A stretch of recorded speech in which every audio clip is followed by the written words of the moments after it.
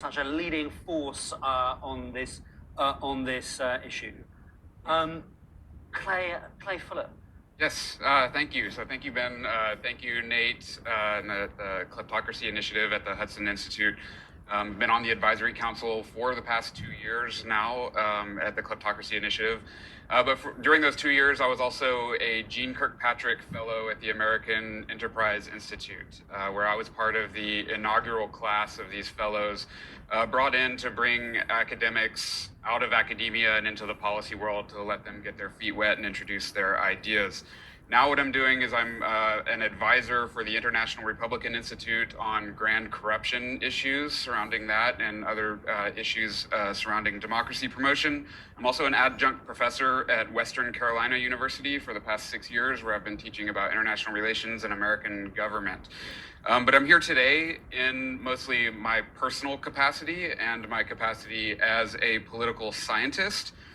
So I have sort of 3 different perspectives on all of this. You can read a lot of my writings. They're still up on the AEI website, or visit my profile online. There's all the writings are out there. But check out all that. But I have 3 basic perspectives. One as the political science perspective, one as an American citizen concerned about my country and freedom in the world, and then another as a Texan. I am a native Texan, and I have very strong views about independence and privacy and things like that Texans really care about. So starting off with, as a political scientist, the research is very clear on all of this, right? So if you look at the different scholars out there who've been studying this, collecting the data, writing about it, every single war involves an authoritarian regime. They're the worst human rights abusers around the world. They rank among the most corrupt around the world. They are the least transparent. They foment things like genocide, famines, poverty. Everything bad you can really imagine in the world somehow emanates from non-democratic regimes around the world. And we have all the evidence in the world.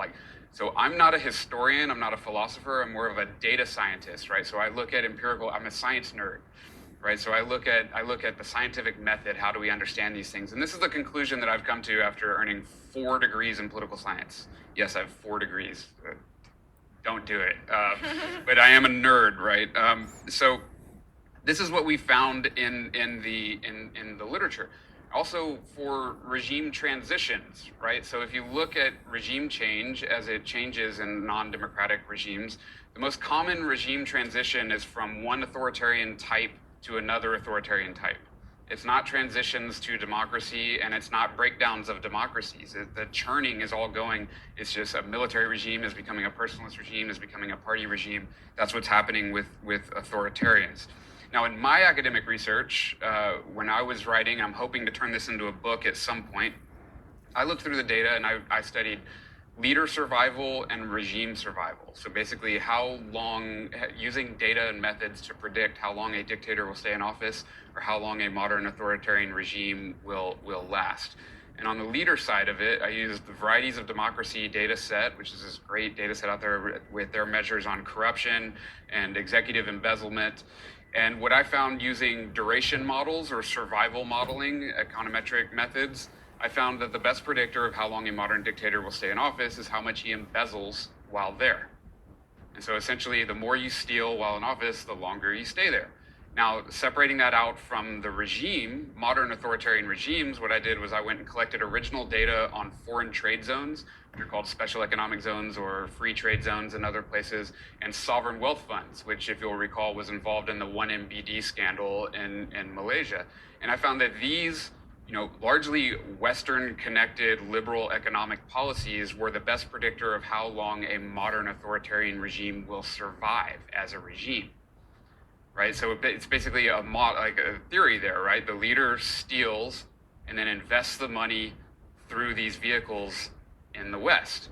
And that's how modern authoritarian regimes become stronger, more durable, and survive into the future, right? So when I came out here to DC, it became like, well, okay, how do I take this abstract academic work that I'm doing that very few people are reading and turn that into policy, right? Or not turn it into policy, but connect it to what's going on. And so I started looking around, and this is when I stumbled on the whole beneficial ownership debate that has been going on for well over a decade throughout all the time I was doing all this research, and saw, well, that's exactly what this is about. And so this gets to the second perspective as an American citizen, right? So look, I get it.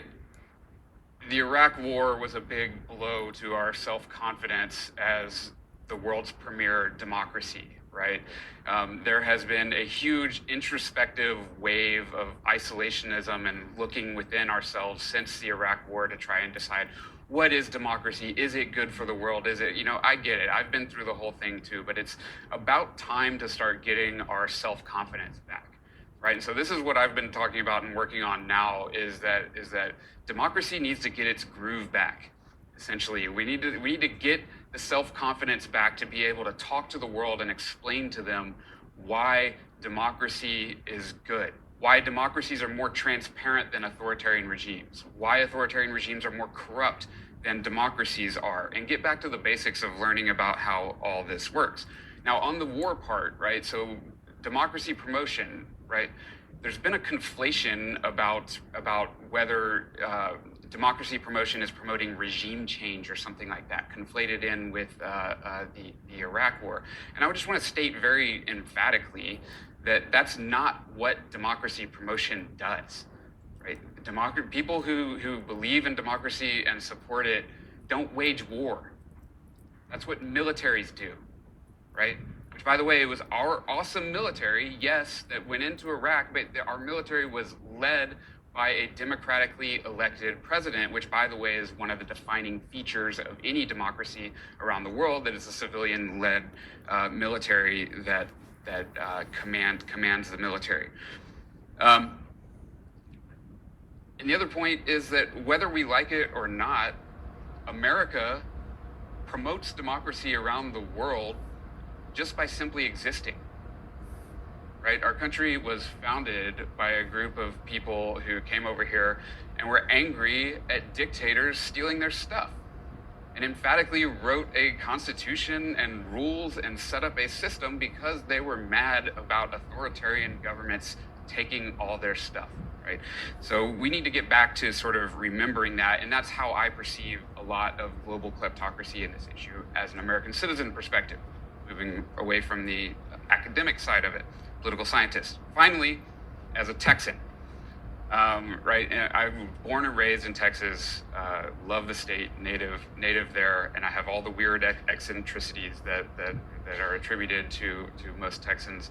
But one of them is that I don't like government control, right? Texans are fiercely independent. They're very not trusting of government in any form, anywhere, really.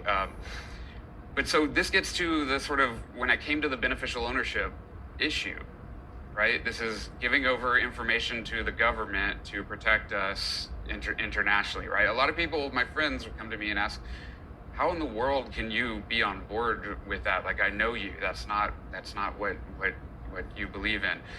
And I would say after 2 years of really digging through this, reading everything about it, studying it intensely, I have no reservations about this. We give way more information to the government on a regular basis for all this. So we can go into like I think we will go into sort of the differences between FinCEN and the IRS, the Financial Crimes Enforcement Network, and then the international bodies like the Financial Action Task Force and how that's related to the Group of Seven.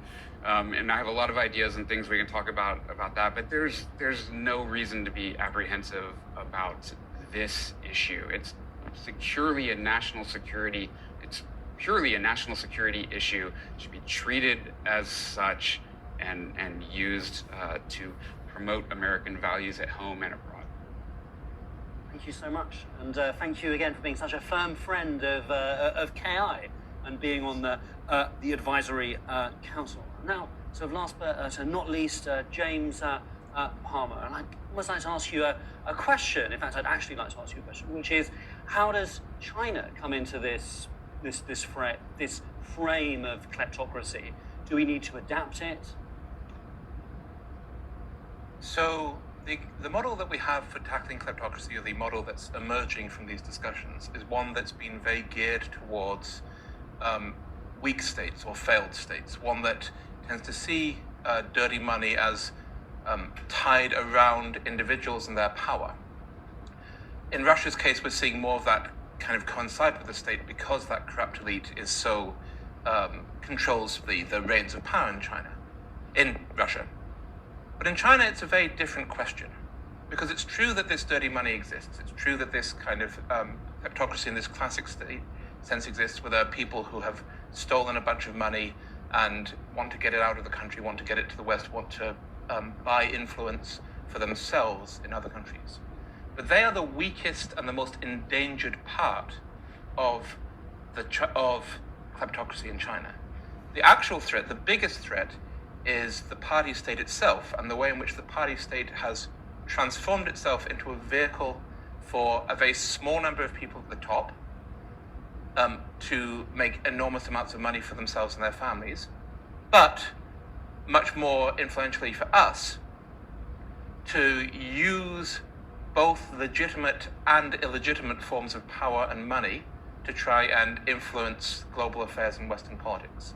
So the models that we've built up are useful for tackling this kind of petty kleptocracy, but they start to become weaker, and we have to find different ways of tackling the challenge when it comes to dealing with the biggest threat, which is the party state itself.